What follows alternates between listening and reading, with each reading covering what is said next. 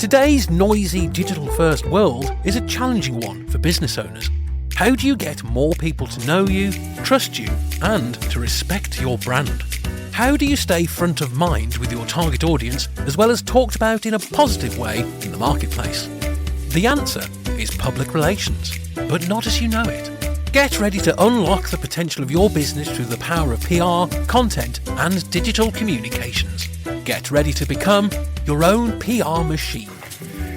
G'day, my name is Trevor Young and welcome to the Become Your Own PR Machine podcast. What it says on the tin is what is in the tin. We help you become your own PR machine. And if you're running your own business, I firmly believe that you're probably doing a lot of great PR stuff anyway, but I also firmly believe that this is something that you can learn and imbue within your organisation. So if you listen to this podcast, we'll be unpacking a lot of stuff over the journey, some really big picture stuff, some strategy, that side of things, plus obviously the tactical side of things, which we love as well. So as I like to say, pretty much from the outset of most episodes, hey, PR is there's more to PR than getting ink, getting your name in the paper, getting an interview on radio or, getting quoted in a magazine. They're all great. That's all great stuff. It's called earned media, but it is just one part of the PR pie, and it's getting to be a pretty damn big pie. You've got to ask your question. Who are the people who matter most to the success of your business, and why should you ask that question? Well, pretty easy, really, because that's what PR is all about. It's about deepening the level of connection with the people who matter most to the success of your business or cause or issue, if that's your end game. And once you unpack that and start mapping out those audiences, then you're starting to think strategically and also, why should I be deepening the level of connection with this target audience group? We cover that in previous episodes, but I just always want to highlight that and reinforce that because it's so important. If you have this holistic, bigger picture view of what PR is, you are going to be in much better shape. And think PR before marketing, PR and content and digital communications, and that's what we cover, and that's pretty big territory. That is something that builds the base for your marketing and sales effort. It paves the way. It helps get more people to know you, like you, we hear about, but I also prefer respect. Know you, respect you and your brand, keeping you top of mind with your target audience, and also trusted and talked about in a positive way in the marketplace. So they are all forerunners to commercial success. Alrighty, today we're going to be unpacking today's PR kit, PR toolkit. Today, we are going to unpack what a modern-day PR toolkit is all about. And there's a fair bit in the toolkit, and so might not go in depth. Well, I probably won't. In fact, I definitely won't go in depth on all of the things, but I want to give you a really good spread, and these are all tools that PR people use. These are all tools that you can use. They're tools that maybe you and probably are using a chunk of them. And as I go back before, I think a lot of people who run their own business, who are entrepreneurial, progressive thinking, passionate, I think that you're already, if that's you, you're already doing a lot of probably good PR stuff. You just aren't doing it with purpose and direction and strategic intent. So having that strategic plan is the first thing. Otherwise, you'll get into the tactics straight away. So we are going to talk tactics. Having said that, we're going to talk tactics today. So today's PR toolkit.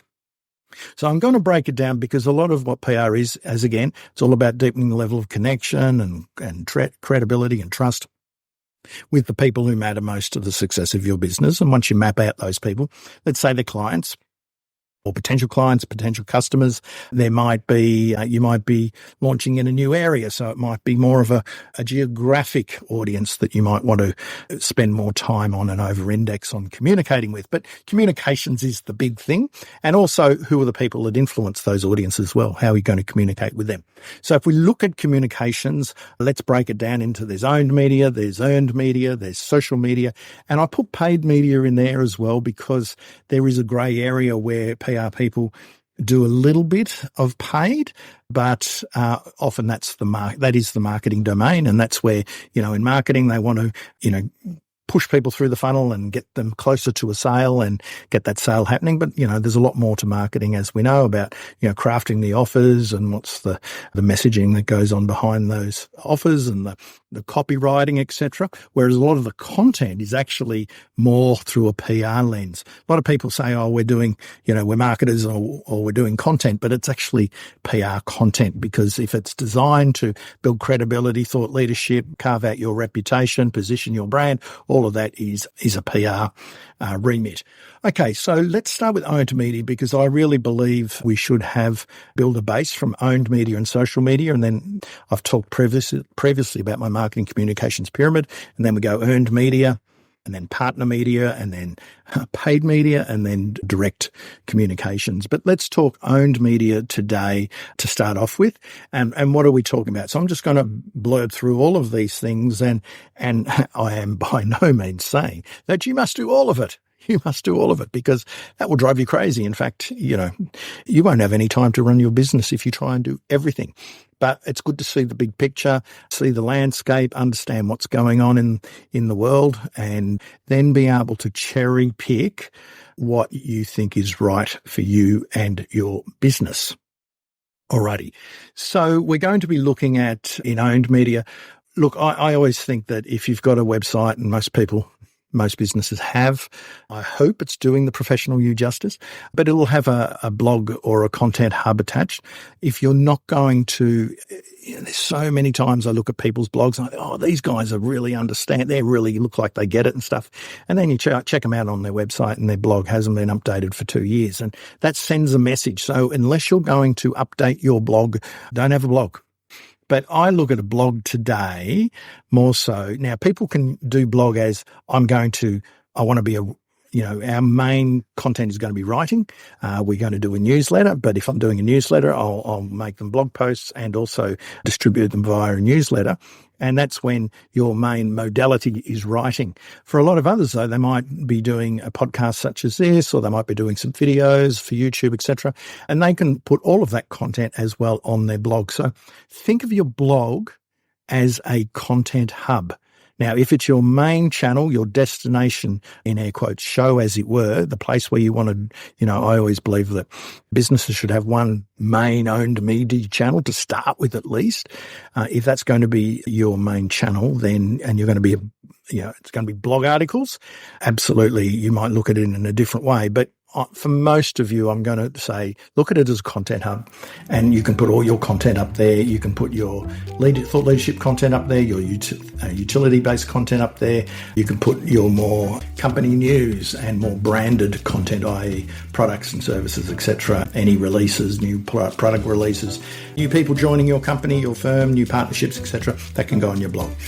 The other one then, we move through the different modalities, podcasts such as this. Audio on demand is big and getting bigger. Most of us think audio on demand is a podcast, and it is. And if you're going to do a podcast, it needs to be a show. You need to treat it as a almost its own sub-brand. And, a podcast can be very powerful when done well, over time, consistently, with purpose, with a specific audience in mind. But if you didn't want to do the grind of, and it can be a grind, of podcasting every week or every fortnight, if you're going to every month, people might fall off, you might fall off the people's radar a little bit. They'll keep going back to check when you've got a new episode out, and they might give up after 2 or 3 weeks. So I prefer this one's fortnightly. I'm going to go to weekly with my other podcast, Reputation Revolution. That was weekly for a very, very, very long time. But you might say, oh, I want to do a monthly, and that's all I've got time for. That's fine too. Okay, so audio on demand, though, that could also be, rather than do it through the podcast network, through Apple and Spotify and host it on a podcasting hosting platform. I use transistor.fm. Then you can also do audio on demand, which means basically you can do audio such as SoundCloud. And SoundCloud is like YouTube for audio. So you can do your riffs, you can do your audio, and you can upload it to SoundCloud, and then you can take the player off SoundCloud and put it in your blog, for example. So there's different ways to use audio if we want to get creative about it. An email newsletter, look, I think email newsletters are fantastic. You know, if you can grow your audience, your opt-in subscriber list, that is, I think, an essential part of most businesses. If people have opted in to receive information from you, so much the better. But again, I'm from a PR background. Everything I look at is a lens of PR. So an email newsletter for me really is email communications. And email communications is, again, building that, that trust and that credibility, being relatable and accessible to, again, people who have bought into your brand and your story. And so you don't want to be pitching them all the time because that becomes email marketing when you've got carefully crafted sales emails and marketing emails. And we've all signed up for something, and, we know that the pitch is going to come, and sometimes it's brutal and it comes pretty damn hard. I'm not talking about email marketing. I'm talking about email communications. And that doesn't mean you can't have calls to action and send people to a new product, or if you've got a new download of, a new ebook or a guide or a report, or, you've got an event coming up and you can't advertise it on your newsletter. But that's probably 5% of the content that you'll put on it. I'm talking more about an email newsletter, and think of there's a number of terrific platforms or email services to use now. There's hundreds of them. Look, if you wanted to be more email marketing focused, then use a service such as ConvertKit or MailerLite. Otherwise, if you don't want to go to those sorts of email services, you look at something like Substack or Beehive, and Beehive is BEEHIV, and they are both very, very, very good, smart, modern, progressive email newsletter distribution services. They're really made for people who take newsletters very seriously, made by people who have done newsletters and very successfully as well. And so they know what they're doing, and it's certainly worth checking out. But you also do get a web page of that, and it almost becomes like a mini blog as well. So maybe you don't want to blog on your website, but maybe your email and blog combination is through something like Substack or Beehive. Check them out anyway, and subscribe to a few and just get a feel for how people are building their audiences. Some are building amazing audiences through their content. So an email newsletter, I think, is if you own, you don't really own anything in this world, but let's just say you own the list, you own the content you put on that list, that you distribute through that email list. I think that an email newsletter is an essential PR tool today. Then we get online video. Now I'm going to say a YouTube channel, and you can come back to say, that's not an owned media channel. You don't own YouTube. And I get that. But you do own and control the videos you put on YouTube. So if something ever happened to YouTube, you could use another another video player on your website, and you could take the blog functionality of your website and turn that into a TV channel, highlighting featuring all your videos. Now you use something like Wistia, for example, Wistia. Wistia. That's a very good video player. In fact, it's a lot better than YouTube. But it is for embedding in your website. YouTube is the channel. So when I say a YouTube channel or online video, I'm basically saying you create maybe a destination show on YouTube, but there's no reason why you can't also have that going through your content hub. And I might also put under online video live streaming, because, once you've streamed live, then that video stays on the channel. So if you do it through YouTube, or you can upload it later and put it on YouTube, but you might live stream it on LinkedIn and all of LinkedIn and Twitter and Facebook, etc. And you can do it to YouTube as well. But once you've got the video, you can upload it to YouTube as well, which is great. So live streaming, if you're feeling quite adventurous, great technology out there today to do that. And then we're looking at things like maybe a branded community. Branded community is quite important for us to look at. I think if we create a community, whether it's as simple as a Facebook group or you use a technology. There's a number of different platforms. Heartbeat is one, probably the most successful one out there, and it's a really top-notch platform is circle.so. If you are interested in setting up a branded community, then you might look at that. Now, look, it's hard to set up a branded community. Sorry, it's easy. You just go bang, bang, bang, and you can do it. But it's hard to get it going, to launch it. It's going to take a big commitment. And if you're trying to start a movement around an idea or a concept or, your brand or your show, you might do a YouTube show or a podcast or an email, and you create a branded community around that, for example. But if, you've got a big idea and you want to build a movement around it, or, you've got a cause or an issue that's passionate and that's part of your business, or you are a social entrepreneur, then sometimes a branded community can be a really great place to go. As I said, simple to do through, you can have a LinkedIn group, a private LinkedIn group, a private Facebook group. And I know a lot of people went off Facebook and went to the likes of Circle and Heartbeat, and Mighty Networks is another really good one as well. But it's funny, in the last couple of weeks, I've seen three, pretty out there entrepreneurs who are, really good at building community, and they're dropping everything into Facebook groups. So I don't know, is that a little indication that something's afoot and everyone's returning back to Facebook? I don't know. But a branded community, it's great it's really part of a PR toolkit, because, if you've got a branded community, obviously you're going to need to create content for it, have live events, or have, drop in videos, do Q&As, interview guests. There's so much you can do once you open that branded community door. And it is definitely a part of the PR toolkit, but it requires pretty big thinking, a lot of commitment. Don't go into it half-hearted, because it really won't work. It will require work, but if it requires work and you do it well and you're passionate about it and people flock to you, they are your true fans. They are your biggest fans. And then you've got them on email as well. That's gold. They're really buying into you and your story and your message and your brand. Fantastic branded communities. And I also put events in this under owned media, because if you might do branded events, for example, so you might have a quarterly breakfast where you invite your clients or potential clients, and you do it around a theme and a topic, and you might have a guest speaker from internally in your business, or you might be the host as the business owner. And then you invite other guests and other experts, and they are great ways. I know and maybe it's a Zoom today, that's still an event. So it's a Zoom event, or you could be doing a face-to-face physical event as well. But never underestimate the power of events.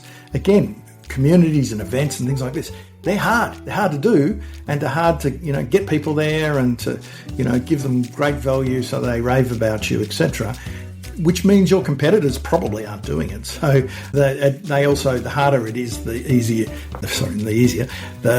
more opportunity I think there is. And also under owned media, there's what I call premium signature content. And these are one-off things like, books, could be a big book, could be an ebook, could be a mini book, could be a magazine. I had a client, and God bless him, I said, look, everything ticks the box for you to create an annual magazine, because you've got so much great content. And when everyone's online, sometimes posting something to someone and they had a big database, wow, they just got so much good feedback from that. And a good thing with the magazine is people hold on to it. Again, it's a bigger picture idea, and it's going to cost you a bit more money because you've got to print it and deliver it. But hey, magazines, don't ever dismiss the fact that you could create your own magazine. And you can also create mobile first magazines too. There's technology where, people can read it on mobile, and that's where it's delivered. And that's, again, a very, very powerful channel that a lot of people aren't using. Most people aren't using. Guides, white papers, special reports, that sort of stuff, that all falls under owned media. So there's a fair bit to cover in owned media. And in a coming episode very soon, I'm going to be dissecting owned media with a real guru in Australia. His name is Andreas Lopez Varela, and keep an ear out for that one, because he is an absolute gun when it comes to owned media, and he has a PR background as well. And we're going to really get into some really nitty-gritty stuff. Okay. Social media, look, I don't have to harp on that, but all social channels are in the PR toolkit today, whether it's LinkedIn, Facebook, Instagram, TikTok, Twitter, X, all the social channels are. And, there's other weird and wonderful ones like Quora and Reddit might be, depending on who you are and what you do as a business. There might be some jam in you doing that, but let's look at the main ones. It's probably for you. If you're B2B, it's going to be LinkedIn. If your audience is, pretty mainstream consumer, could be, certainly Facebook, Instagram, both monsters, of course. TikTok's growing quickly if you've got a younger audience, but I'm starting to see a lot of older people on that, and certainly a lot of professional services on TikTok, building big audiences. Sometimes I hear some good stories that it's really doing well for their business. So again, take it with a grain of salt, but what's right for you and your business, but be open to all ideas. And, social media and the content you put out on it, et cetera. And there's two parts, two sides to the social media coin. One is the content you put on, and to a large degree, if it's not marketing and sales orientated, then it's going to be put through a PR lens where you want to, demonstrate your bona fides, you want to connect with people, you want to deliver value over and above your products and services, and, you want to be seen more than just someone who's selling all the time, because we know that doesn't work on the social channels anywhere near like it may have used to in the early days until all the marketers and hustlers got on. Okay, so the content you put on is certainly under a PR remit for a large proportion of it. And then there's the participation of it and the connecting with people and the building of relationships. We call PR public relations, or I like to actually call it public relationships, but public relations, building relationships with the people who matter most to the success of your business. And a lot of the, you can be doing that to people on social media, but they might also be, you might be hyper targeted and a lot of influencers, etc., are on LinkedIn and Twitter. And so maybe that's why you have to be on LinkedIn and Twitter and connecting with the influencers as a different way to reach, or a different strategy in terms of reaching and connecting with your audience. So look at those two sides of the coin. They're separate, but they must integrate. And one is, you don't want to just be putting content out and not connecting and communicating and commenting on other people's stuff and building those relationships online. That is gold, and we want gold for you as a business owner. Alrighty, earned media. This is a big part of what PR does, as you're probably aware, and for some people this is all they box it into, and that's let's get some media coverage. Alrighty, so your traditional media like your newspapers, magazines, they're now mostly online, but there's still a stack that are offline, of course. There's community newspapers. Never forget the fact that there's always niche of anything. So, your newspapers and magazines, print media, that falls under that potentially for your business. There could be, TV and radio, of course. If you're got a big news story, or you can insert yourself into a bigger issue or a topic or a news item that's hit the press in a particular day, talkback radio can be a terrific way to do that. And, in exceptional circumstances, you might have a story that's right for TV, and it's not just about being interviewed, but you'll need probably a bit of visual effect for something. You might, but, for most businesses, that's probably out of the ballgame. But it doesn't matter. You've got to, it's good to have these in the back of your mind. But when you're talking magazines too, now we've got vertical titles. So what's your industry? Are there vertical titles? Are there, vertical blogs? When I say vertical blogs, you don't read them on an angle. They're blogs and online publications that service a particular industry or niche, and that might be relevant to you and your business, and because your audience might be there and your clients and potential clients and customers might be there. The other thing with those types of online publications, I call them hybrid media, because a lot of the times they're run professionally, but they're run off the smell of an oily rag, and often it's an ex-journalist or a media person running them, and they go up against the big, I guess, more traditional industry publication, and they build their own audience, and some of them have got great audiences and are quite influential, but they haven't got 1,000,001 staff writers, and they still need to fill the virtual pages. So they are professional publications, but they often are in need of good content And if you can establish yourself with some hybrid media online outlets, that could be a real win for you and your brand and your business. And don't forget branded blogs and content hubs and magazines. For example, it could be a decent sized brand that is really putting their money into content marketing, and their main content project is or property is an online magazine or an online blog or a publication, whatever it is. And, they're a bit like a hybrid media. They'll run it professionally and well, but they just won't have the internal writers necessarily for it. So it's an opportunity then for you to contribute. And I've done that with a number of brands, and they're not necessarily big brands, but they're brands that really understand content marketing, and they put effort into their blog. And sometimes these blogs and online publications run by companies and brands bigger than or more influential than the industry publications themselves. So keep an eye out for hybrid media, great opportunities, and branded media created by brands. Then we got podcast interviews and guest blogging, being on other people's blogs and giving them an article that's relevant to their audience, and then pitching yourself as a podcast guest interview. And that is, I think, one of the greatest opportunities for entrepreneurs today and subject matter experts and knowledge leaders to get out there and carve their own personal brand out in the marketplace.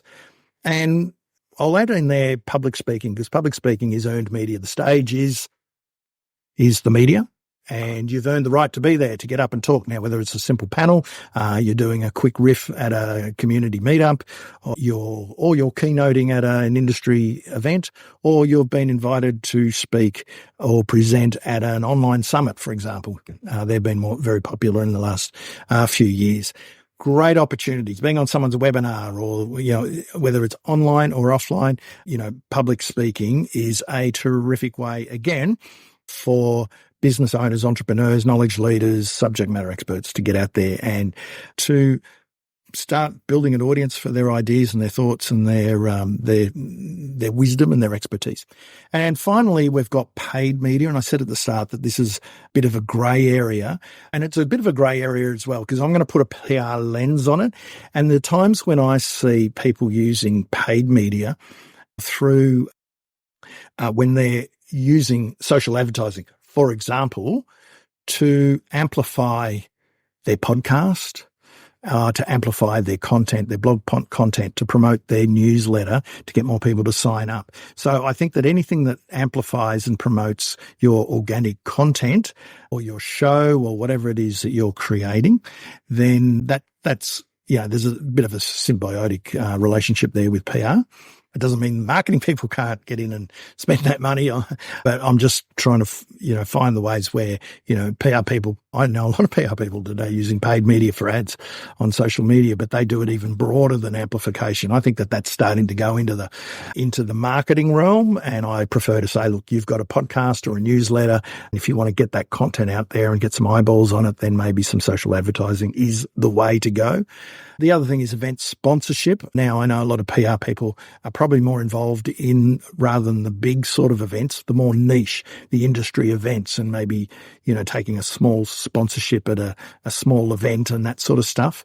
That's, if you're partnering with someone and it's a quid pro quo, well, then that's really an earned media play. But if you're spending some money with a local group or a professional association or something else within your industry, and you're sponsoring a series of roundtable discussions, that to me is you're putting your hand in your pocket and paying for that. So, but that's very much often a PR exercise. And of course, once you put your hand in your pocket for an event, then it's all about how do you leverage that. And that's very much what PR does. Part of my history is we used to do a lot of sponsorship leverage for the major brands with really, really big events. But we also would do partnerships and small events for smaller brands as well, very niche and very tactical. And so event sponsorship is certainly under the paid media remit. Look, I don't see a lot of what we've talked about is a lot more on the organic side.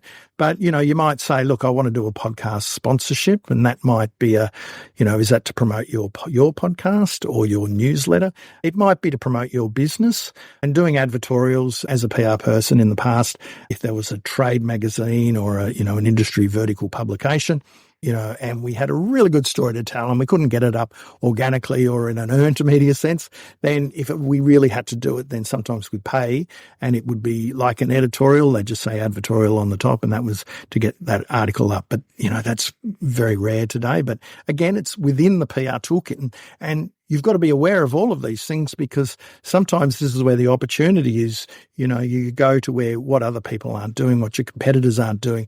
And as long as you're consistent with your story and your message and your content, it all comes down to content first. That's when, you've got a stack of opportunities that others do not see.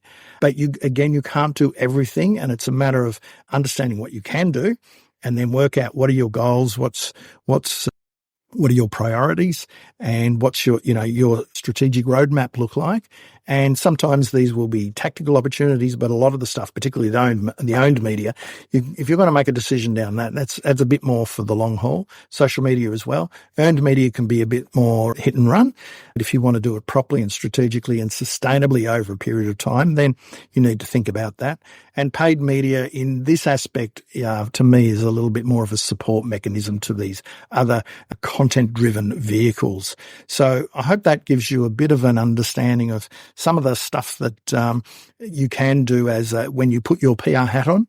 And in coming episodes, of course, we'll delve into many, if not all of these elements in greater detail. But just wanted to give an overview in this episode.